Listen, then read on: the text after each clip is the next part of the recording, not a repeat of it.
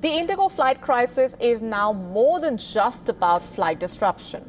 It's a major financial hit for passengers, the airline, the market. As per the airlines, in fact, over $67 million has already been refunded to travelers, but inconvenience has failed to end as thousands remain stranded. Lost baggage, delays, last-minute fares have spiked across alternate airlines reportedly.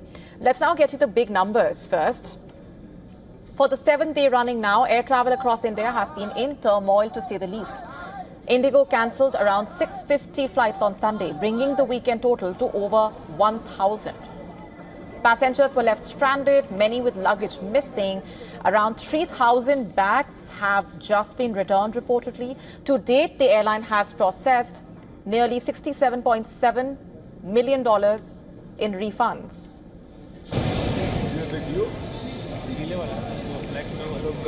In fact, calls to fully normalize operations are still pending, as IndiGo says it hopes to return near normal by December 10. Meanwhile, the price of the chaos is also being paid at the stock market. IndiGo shares slumped over 8% on Monday, their worst performance in over a year. The stock has now shed 16.4% over 6 sessions, erasing over $4 billion in market capitalization. This comes as investors reacted to the fallout from one of the worst episodes of air travel disruption in the country.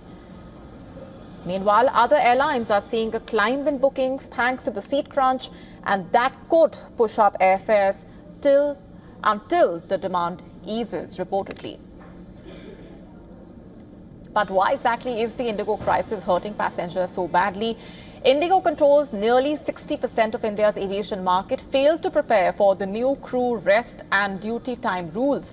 This triggered mass cancellations across the network as alternate flights filled up and seats became scarce. Demand overshot supply, driving airfares through the roof. And realizing the pain caused to the passengers, the government stepped in by capping economy fares at $83 to $200 for now, and ordering refunds to customers who paid more during the chaos. Other airlines have complied by offering refunds on different prices for bookings done above cap during transition, but with disruption expected to continue for a few more days, many travelers are still caught in that strain by paying extra, waiting at airports, or worrying about that next flight.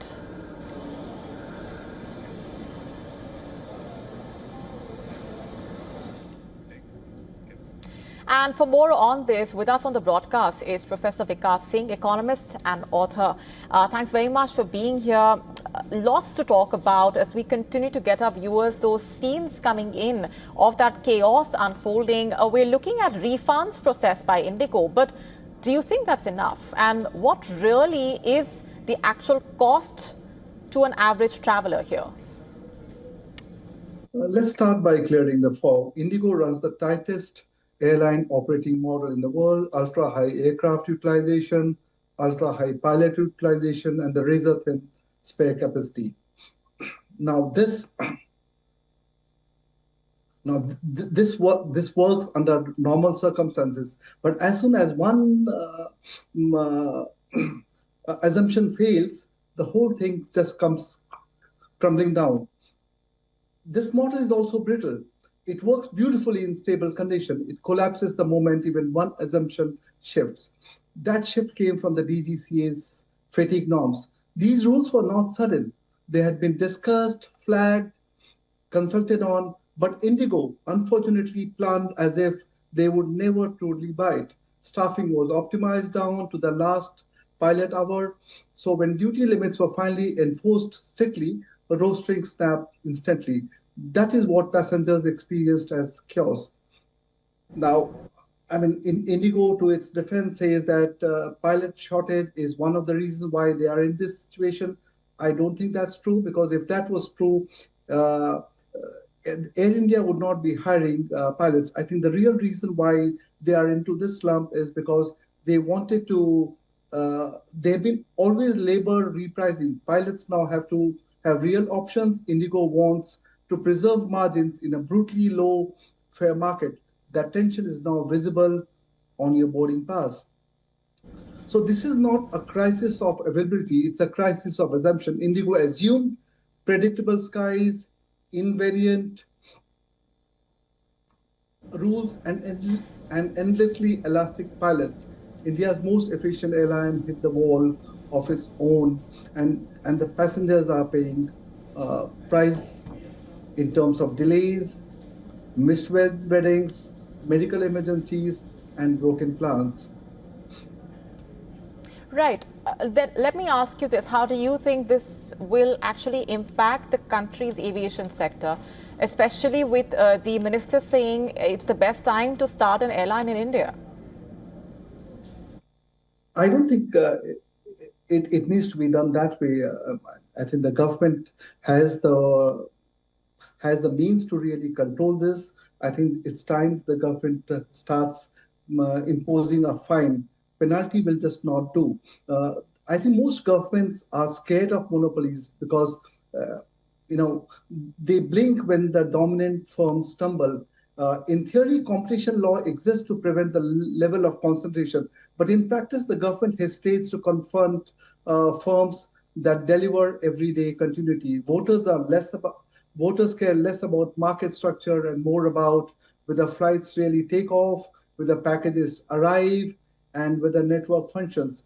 Breaking a monopolist today is no longer a tidy economic act. It's a macroeconomic gamble. I don't think the minister or the government should be talking in terms of starting their own. We've seen what really happened to Air India. I think the government must penalize IndiGo for whatever it's done. The penalization must be exemplary. It must make sure that no other monopoly behaves the way IndiGo has behaved. If you really look at it, the monopoly, when a firm becomes a monopolist, the real danger of monopoly is not the price; it's the attitude of the monopolist. The moment a company starts believing that customers have nowhere else to go, service turns into tolerance. Rules become inconvenience and accountability becomes optional. And that's what's been happening with IndiGo. Those of us who have flown IndiGo will easily understand what I'm saying. For IndiGo, efficiency became a shield. The scale became an excuse. And arrogance quietly became a business model. Delays, the complaints, if you call IndiGo, the complaints get automated. Human discretion totally vanished. Regulators are portrayed as obstacles. That's how dominance mutates into entitlement. All right. Yeah, sorry. Right. I was just wanting to ask you then, so what do you think is the way forward here for IndiGo, especially when the company has lost billions in market cap after that incident? I don't think IndiGo is really worried about the revenue loss that it has suffered over the last 1 week, or it's really bothered about the market cap going down. Today, a fall of 8% is not going to bother them. What's really must bother them, and what I believe will bother them, is the loss of reputation. The revenue loss is less than 5%. The profit loss will be even lower. Will be about 6 to 7%. They can ride over that.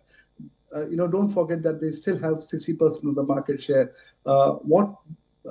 It's time the management really takes this into consideration that they can't behave like a monopolist. They should not behave like a monopolist. People have been saying that it's too big to fail. My view is that's not a worrying factor. What is worrying me is that it's too big to obey, and that's really the problem. Because if a firm starts believing that it doesn't need to obey the government, it doesn't need to obey the regulator, that's where the problem lies. So the management must be concerned about the reputation. They will not be concerned about the financial loss or the market cap going down, because that's recoverable, and I'm sure they will be able to recover it. What they will not be able to recover is the trust that they have lost. It's the and don't forget that they have a big competitor coming in from Air India, which is a respected business house. So that should worry them. All right, we're leaving it there for the moment. Thanks very much for being here. Thank you so much. To stay up to speed with the latest news, download the WION app and subscribe to our YouTube channel.